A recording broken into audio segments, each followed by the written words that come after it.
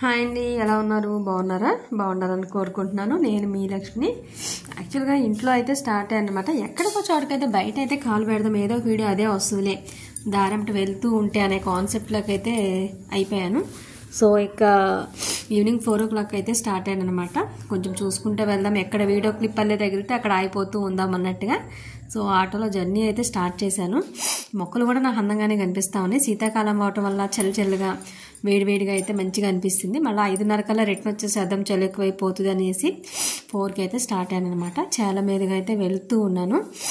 అన్ని చేలు కూడా ఈ కోతులు అన్నీ అయిపోయి క్లీన్ అయిపోవటం అట్లాంటివి అయితే జరుగుతూ ఉన్నాయి. కొన్ని చోట్ల ధాన్యం కట్టలు, వరిగడ్డి కూడా అన్నీ పెట్టేసేస్తూ ఉన్నారు.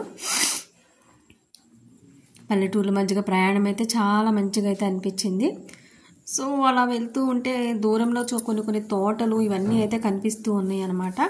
ఈ పెసలు, కందులు, అవి ఇవి ఏదో వేసినవి, ఆ జొన్న చేలు ఇవన్నీ కూడా చాలా కనిపిస్తూ ఉన్నాయి.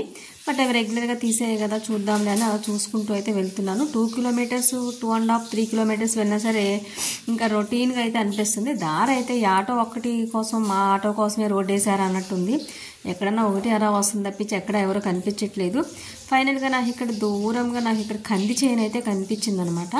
సో దూరానికి నాకు అది చిక్కుడు తోటలే అదే డిఫరెంట్గా అయితే అనిపించింది. సో ఆటో అతను అయితే ఆపేసి ఒకసారి అని చెప్పి ఆటో ఆపేసి నడుచుకుంటూ వెళ్తే కింద ఉన్న చిన్న మొక్కలు ఏంటో నాకేం అర్థం కాలేదు.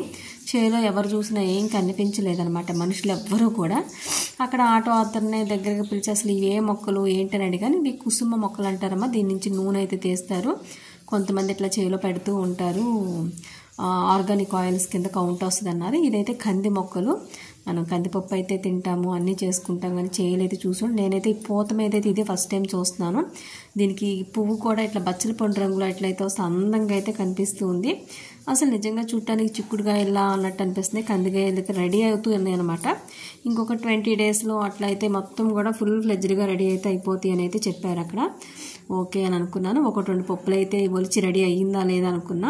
వీటిని అయితే చాలామంది ఆవిరి మీద ఉడకబెట్టి కూడా తింటూ ఉంటారంట. అట్లా జస్ట్ మూకిట్లో అలా ఫ్రై చేసినట్టుగా చేసుకుని హెల్త్కి చాలా మంచిదని కొన్ని ఏరియాస్లో అయితే కొంతమంది అలా చేస్తారని తెలిసింది.